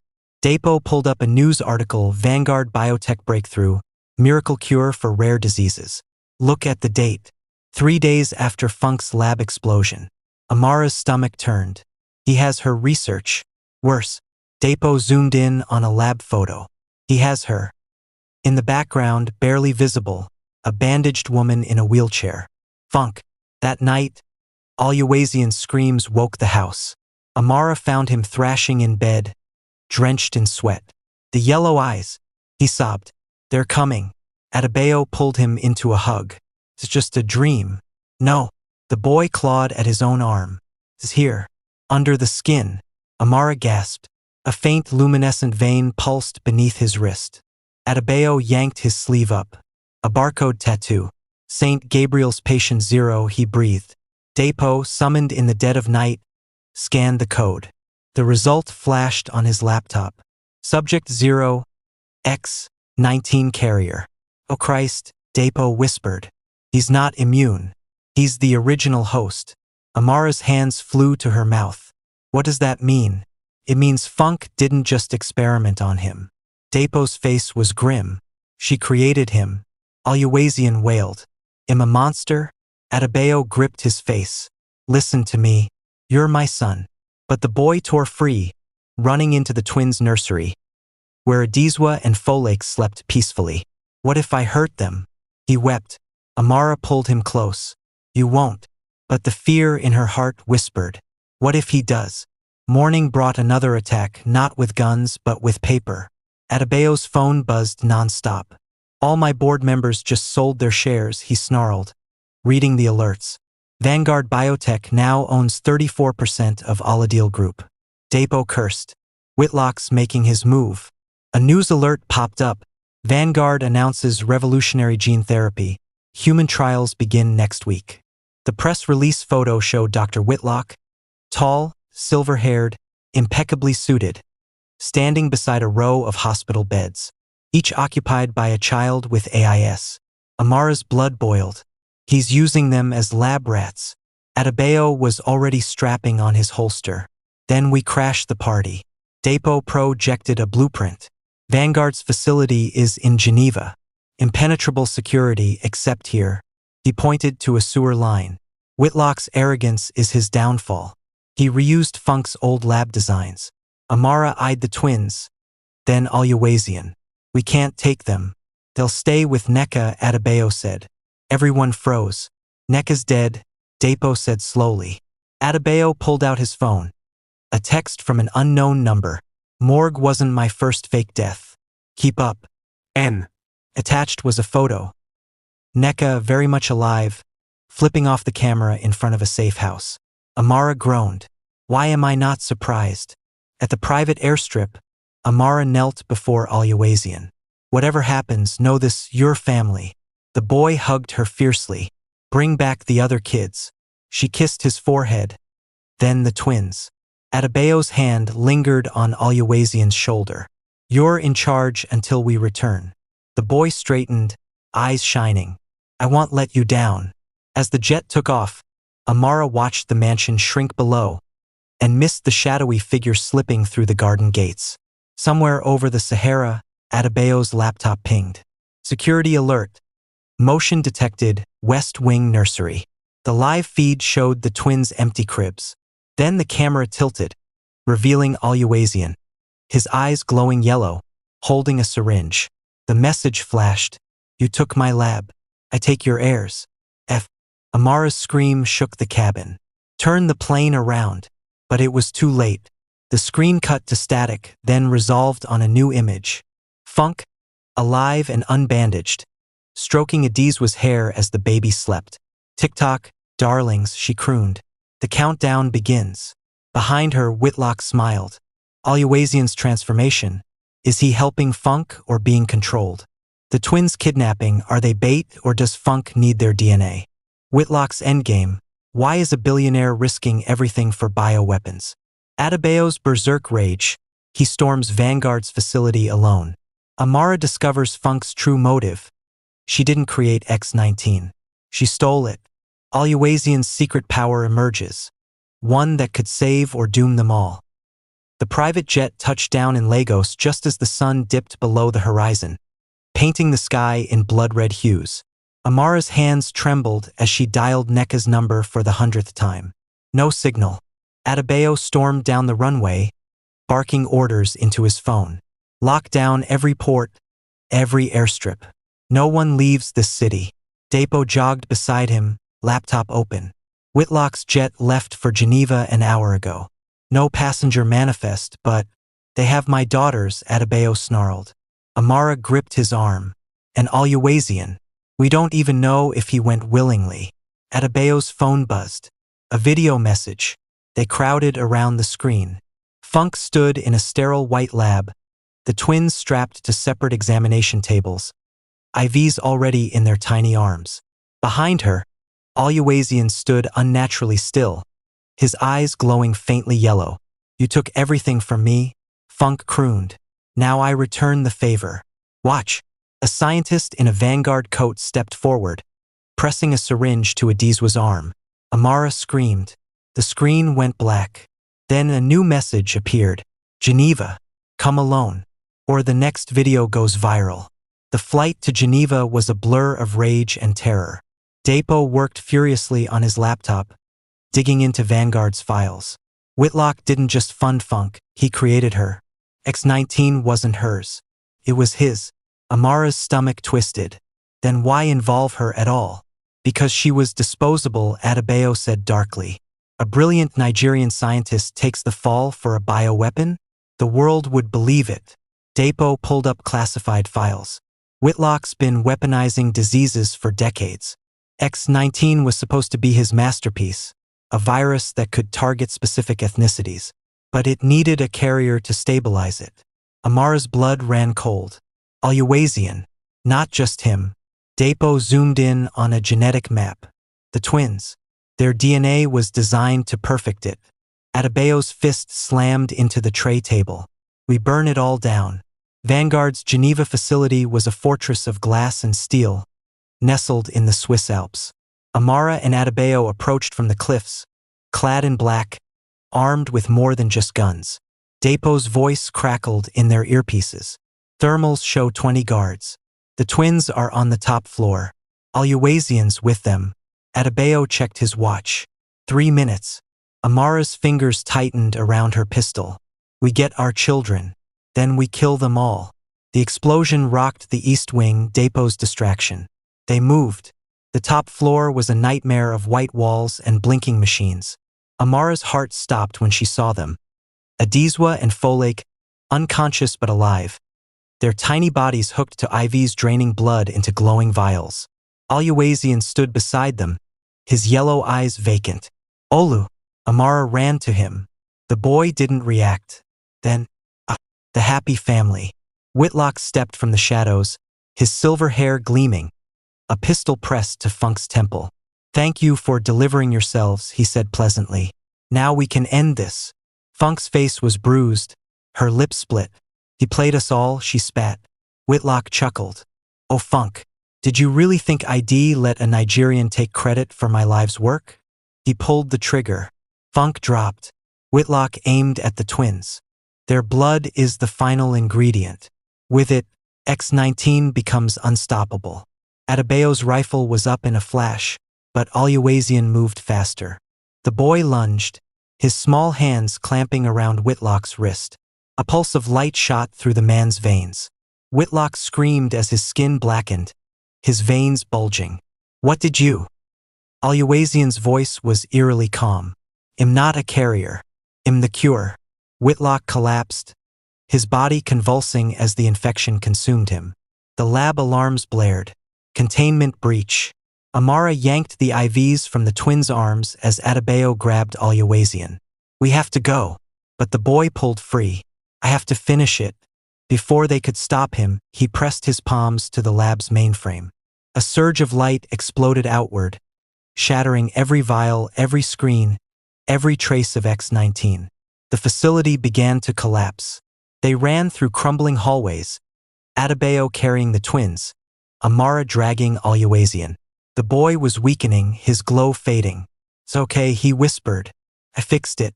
Dapo's voice screamed in their earpieces. The whole mountain's coming down. Move! They burst onto the rooftop just as the helipad cracked beneath them. Adebayo shoved Amara and the twins into the waiting chopper, then turned back for Oluwaseun. The roof gave way. The boy slipped. Amara's scream tore through the night as Adebayo lunged, catching Oluwaseun's wrist at the last second. Muscles straining, he hauled the boy up. They made it. 1 month later, the world believed Vanguard Biotech collapsed due to financial misconduct. Whitlock's body was never found. The twins thrived, their DNA stabilized, their laughter filling the Aladil mansion once more. And Oluwaseun? He woke one night screaming. Amara and Adebayo rushed in to find his eyes normal again. No trace of yellow. It's over, he sobbed. Adebayo pulled him into a crushing hug. It's over. At a private beach house in Seychelles, Amara watched the sunset, the twins playing in the sand at her feet. Adebayo wrapped his arms around her from behind, kissing her temple. We made it. She leaned into him. Not just us. On the porch, Oluwaseun grinned as Neka taught him how to clean a pistol. Dapo, lounging in a hammock, raised his cocktail. To family. Adebayo's smile was real. To family. And as the waves crashed against the shore, Amara knew. No matter what came next, they'd face it together. Headline: Aladil Foundation cures rare disease, first in human trials. The photo showed Adebayo and Amara, hands clasped, their 3 children beside them, standing in front of a state-of-the-art medical facility. Beneath it, a plaque, in memory of Senator Godwin Ease. The fight goes on. And in the shadows, a woman in sunglasses watched, her scarred lips curling into a smile.